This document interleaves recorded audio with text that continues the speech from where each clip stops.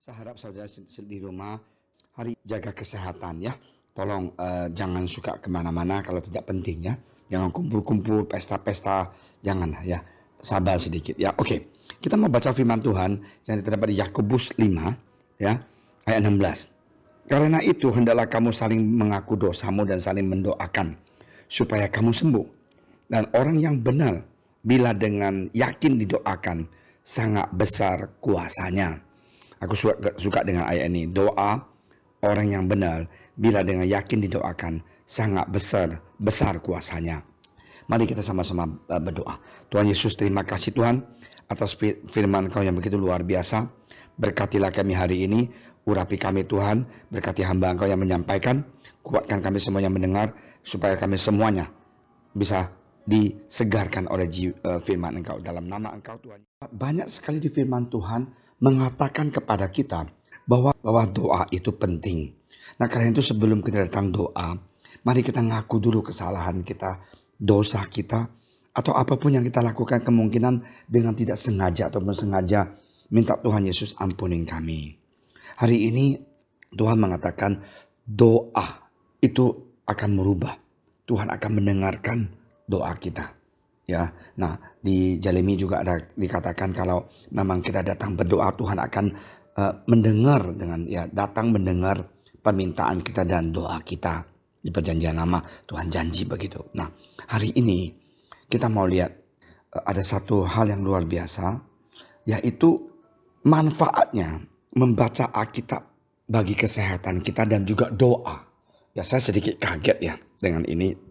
Menurut sebuah survei yang dilakukan di klinik besar di Florida, Amerika, berhasil membuktikan hanya dengan mendengarkan membaca Alkitab baik ternyata memberikan perubahan fisiologis yang sangat besar. Membaca, keluarkan suara ya. Termasuk salah satunya dapat menangkar berbagai macam penyakit. Nah, hal tersebut dikuatkan lagi oleh penemuan yang dipublikasi di University of Boston. Mengapa di dalam Kristen ketika kita berdoa disarankan untuk kusuk dan bersuara minimal untuk diri sendiri alias terdengar oleh telinga kita. Contohnya kita berdoa, Tuhan berkatilah pelajaran saya besok sama ulangan, Tuhan tolonglah aku. Nah, kita berdoa sendiri teman-teman Tuhan, ataupun Tuhan berkatilah toko aku besok saya mau buka toko atau pabrik aku ataupun workshop aku ataupun kantor aku. Nah, inilah kita doa kepada Tuhan sendiri, kita keluar suara di telinga kita ya kan. Setiap sel di dalam tubuh kita bergetar di dalam sebuah sistem yang sesama, dan perubahan sekecil apapun dalam getaran ini akan menimbulkan potensi penyakit di berbagai bagian tubuh. Nah, sel-sel yang rusak ini harus diketarkan kembali untuk mengembalikan keseimbangannya.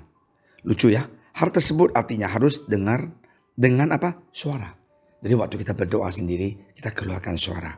Ya, maka muncullah terapi suara yang ditemukan oleh Dr. Alfred Tomatis, seorang dokter di Perancis. Sementara dokter menemukan bahwa membaca Alkitab dengan bersuara ya memberikan pengaruh yang luar biasa terhadap sel-sel otak untuk mengembalikan keseimbangan. Penelitian berikutnya membuktikan sel kanker dapat hancur dengan menggunakan frekuensi suara saja.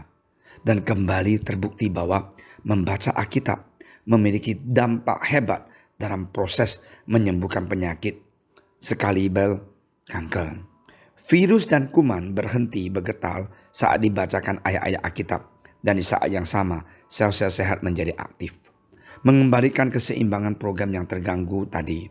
Dan yang lebih menguatkan supaya diri ini semakin rajin dan giat membaca Alkitab adalah karena menurut survei, suara yang paling memiliki pengaruh kuat terhadap sel-sel tubuh adalah suara si pemilik tubuh itu sendiri.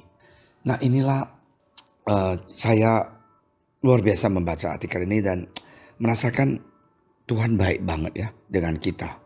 Ya, saya ingat waktu mama sakit kanker di China, mereka juga percaya bahwa akan menghidupkan sel di tubuh mama bisa menang atas sel kanker itu. Ya, nah sama seperti apa yang kita hari baca bahwa sel kita itu sendiri yang akan melawan sel yang penyakit itu. Lupanya di suara juga ada, ya doa juga ada. Nah, mengapa doa bersama lebih dianjurkan? Karena ada doa yang disuarakan dengan keras sehingga terdengar oleh telinga dan ini bisa mengembalikan sistem yang seharian rusak. Mengapa dalam Kristen mendengarkan lagu hinggal-binggal tidak dianjurkan? Karena survei membuktikan bahwa getaran suara hingga-binggal itu membuat tubuh tidak seimbang. Maka kesimpulannya adalah bacalah Alkitab di pagi hari dan malam hari sebelum tidur untuk mengembalikan sistem tubuh kembali normal. Hindari mendengarkan musik yang duniawi, ya. Ganti saja dengan lagu-lagu rohani yang jelas-jelas memberikan efek menyembuhkan. Saudara sekalian, siapa tahu kita punya potensi terkena kanker, tapi karena lazim mendengarkan lagu-lagu rohani, penyakit tersebut bisa hancur sebelum terdeteksi. Dan ketiga, perbaikilah baca Alkitab. Baca dengan baik, tenang, dan bersuara. Karena efek suara kita sendirilah yang paling dahsyat dalam penyembuhan. Puji Tuhan. Saudara sekalian, ini adalah research. Benar atau tidak, tapi ada manfaatnya. Buat saya sungguh mendukung dan menyegarkan dan memberikan semangat untuk kita anak Tuhan. Mari kita lazim berdoa dan berdoa itu menguntungkan sekali buat kita. Tuhan Yesus, ya, bukan patung yang di sana yang hanya diem, tapi Tuhan mempunyai suara. Tuhan mempunyai perasaan. Dia tahu pergumulan kita. Dia tahu kesusahan kita. Dia tahu kesepian kita. Dan dia juga tahu problem kita. Marilah kita ingat, berdoa. Jadikan doa itu sesuatu hal yang menyenangkan. Bukan dipaksa, tapi dengan senang hati datang berdoa di bawah kaki Tuhan. Ya, John Wesley mengatakan, prayer is where the action is. Ya, doa itu ada di mana kita action, ya. Ya, bukan kita ngomong aja, tapi action. Dengan kata lain, kita berdoa, kita perang bersama dengan melawan si iblis, lawan yang negative thinking, lawan yang penyakit, lawan kekhawatiran. Nah, inilah yang saya katakan, kita ini action. Action itu bukan kita pukul orang, tapi action dalam doa. Ya, ingat, kita harus mau percaya Tuhan, ya, bahwa di dalam doa ada sesuatu kekuatan, ya, yang turun dari sorga, yang bergerak di dalam kehidupan kita, yang bisa menghancurkan ataupun memenangkan setiap pergumulan dan tekanan di dalam kehidupan kita. Mari kita ingat, berdoa dan tetap berdoa di bulan ini. Kita sama-sama tutup firman Tuhan hari ini. Tuhan Yesus, terima kasih Tuhan atas firman Engkau dan kesaksian yang begitu luar biasa.